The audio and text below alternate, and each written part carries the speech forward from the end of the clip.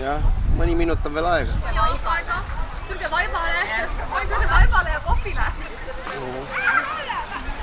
See on reklaam, et tuleb hoida, et ei tohi ära visata. Et kuidas on üks raamat ära loetud? Jah. Mul on tõepoolest endal ka olemas, aga lihtsalt see on ema-isa juures ja mul oli lihtsam raamatukogust võtta, kui ema-isa juurde minna. Ma ei tea, ma siis hakkan enam-vähem tutvustama, et mina ilukirjandust väga ei lugenud. Ma ei tea, kas see tuleb soolistest iseärasustest või millestki muust, aga et minu raamat on siis Meritsi ümber maa. Selle autorit sain ma nüüd alles teada, sest siis kui ma väiksel lugesin, mul ei olnud üldse mingit huvi ka, et keegi seal üldse kirjutanud on.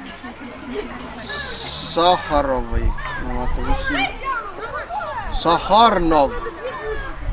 Selline, 82 aasta kirjutatud, noh. Ja see raamat siis on siin, ma ei tea, kes ei tea, et siis siin on hästi palju lühikesi selliseid juppe ja käiakse siis kõik maailma mered läbi enam-vähem. On siis loogiraamatutest siis katkendeid, kirjeldusi, mismoodi hoovused liiguvad, kuhu, miks, kuidas.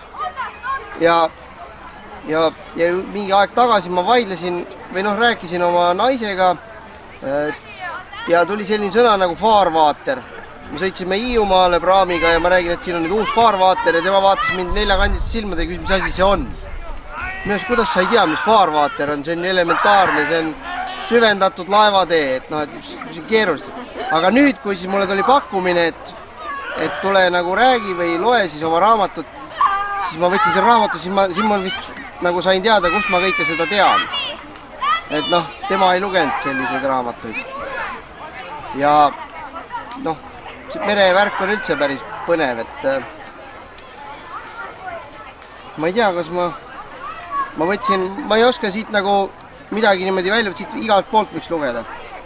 Aga ma võtsin ühe koha siis Barentsi meri ja igas siis mere kohta on, kõigepealt on siis see nagu see sissejuhatus, siis on loogiraamat, siis tuleb, mida meremehed jutustavad, kes on selles vetes seilanud, mis loomad seal elavad, mis kalad, kõik see.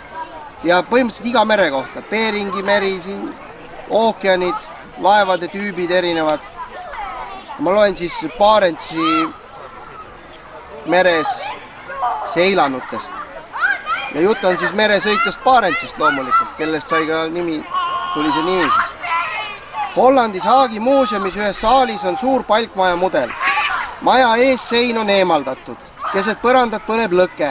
Mõned inimesed pikutavad tagaseina ääres naridel. Palkide külge on kinnitatud navigatsiooniriistad ja kell. Nende kõrval on flööt. Nii oli sisustatud maja, kus 1597. aastal talvitasid Barentsi ekspeditsioonist osavõtjad. Neid oli 17 meest. Kui Vene pomoore mitte arvestada, ei olnud veel ükski eurooplane nii kaugele põhja talvitanud. Maja, mille ekspeditsiooni liikmed pärast jäävangi suletud laevalt lahkumist ehitasid, seisis päris Novaja Zemlja põhja tipus. Enne jäävangi sattumist oli Barents oma kaaslastega ületanud Põhjamere, avastanud teravmäed, sõitnud ümber Novaja Zemlja. Venelaste retkedest sinna ei teadnud nad midagi. Need imetlusväärsed inimesed elasid selles majas peaaegu aasta. Karm, polaaröö ja skorbuut võivad murda ka ülima mehisuse, kuid Barentsi meeskonnas valitses üksmeel. Ei olnud tülisid ega kokkupõrkeid. Kui algas suvi ja meri jääst vabanes, ei suutnud hollandlased oma laeva jääd täislahest välja tuua ja hakkasid 2 paadiga lõunasse sõitma. No see oli nüüd üks lugu siis.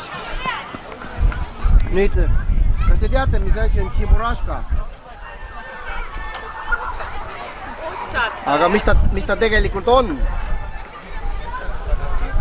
See kõrvadega lontu seal multifilmis ei ole ta on ka Tšiburaška, aga mis Tšiburaška tegelikult on? Ei, üldse mitte see. Et see seostub selle raamatuga, mis mul käes on. Jaa, see on seotud mere ja laevadega. Tähendab, seda ei ole siin sees, aga seda ma sain hiljem teada. Et siin on lihtsalt mere nendest terminitest ja sõnadest palju juttu, et mis on mis. Et laeval on parem vasak, on tüürboord ja pakkboord ees on taga on ahter, ees on vöör, siis Tšiburaška, tähendab laeval on liinid on siis need köied, millega laev pannakse kai külge ja Tšiburaška on liini ots, puust kuulike, mis visati laevalt maale ja selle küljes oli peenike nöör, mis oli seotud siis liini külge. Tšiburaška visati maale, see püüti kinni, seal oli nöör küljes, tõmmati siis liin laeva pealt kai peale, pandi siis laev kai külge kinni. Nii, siis... No võib olla, aga et igal juhul see nagu peaks olema Tšiburaška. Siis ma ei tea, kas te olete näinud siukest nööri, mis on punutud nagu palliks. Siuke kõva pall on. Olen näinud. Vot. Ja see, kuna vanasti meremehed arvastasid kõrtsudes käia ja loomulikult, kui oli natuke alkoholi tarbitud, siis kiputi kaklema. Ja relvad olid kõrtsudes keelatud. Ja siis nad punusid selle pallikese. See on põhimõtteliselt sama asi nagu Tšiburaška, aga ta köies tehti. Ja sinna sai sisse siis panna mõne raskema eseme ja siis võis kakelda, et seda ei võetud ukse taga või ukse juures ära, et see oli laevameeste värk, see pidi neil kaasas olema. See oli, või siis kui seda nagu ei lastud sisse, siis selle sai sees ise teha laua all kohe. Aga noh, kaklema ju ka pidi. No ma võtan näiteks siit ühe peatüki, kuidas laevad hukkuvad. On olnud veelgi uskumatuid lugusid. Purjekale Eclipse, mis läks Newcastle'ist San Franciscosse, langes meteoriit. Hädavaevalt õnnestus meeskonnal paatidesse pääseda. Teine purjekas, Jacqueline, sõitis 1907. aastal maja otsa. Ta oli 2 auriku taga puksiiris. Teel tuli neil mööduda üksikul kaljul seisvast majakast.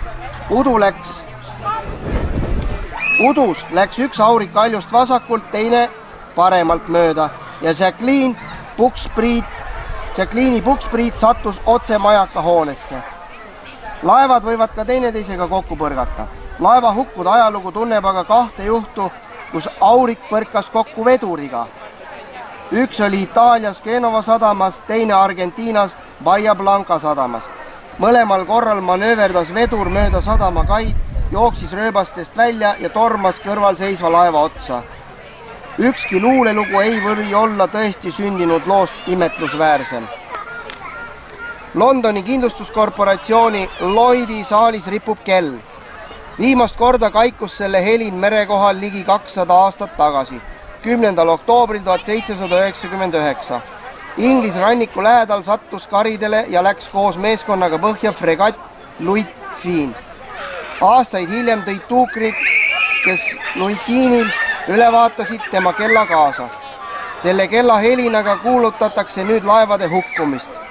Vanamoelises livrees teener astub saali keskele ja tõmbab aeglaselt pronksist kellatila. 3 Louitiini kella lööki tähendab teadmata kadunud. Vot. Ei, ma lugesin seda kogu aeg. Et mitte üks kord ei loen läbi. Mitu korda ja iga kord aastas midagi uut, jah? Ma isegi ei oska öelda, kas tõenäoliselt, ma ei teagi, siin on siuksed pildid ja no nagu poiste värk ju, noh. Lipud, laevad, värgid. Sellepärast ma saan aru, sellepärast su see repertuaar ka läheb sinna kanti, jah? Mille? Ei, ega, no vaata, siin oli enne juttu sellest kiiktoolist, et muuseas teate, no Eestiks ma olen hiidlane, eks. Noh. Ja Hiiumaal pidi igas korralikus peres olema kiiktool, et siis meenutada neid kuulsusrikkaid merereise, kui enam merel ei käinud. Et meri mulle meeldib ja tõenäoliselt pigem oli see, et mulle meeldis meri ja ma lugesin seda raamatut, mitte vastupidi. Ma arvan, ma ei tea. Sest väiksena ma kogu aeg seal Hiiumaal käisin ja ma küll ise ei ole Hiiumaal sündinud ega kasvanud, aga suved olid kõik seal ja võib-olla on see nagu päritud. Ma ei tea. Jah. Nüüd on kivi kaela ja vette. Ära mine. Pärast on raske järgi tulla. No me enda pärast ikka muretseme. Jaa.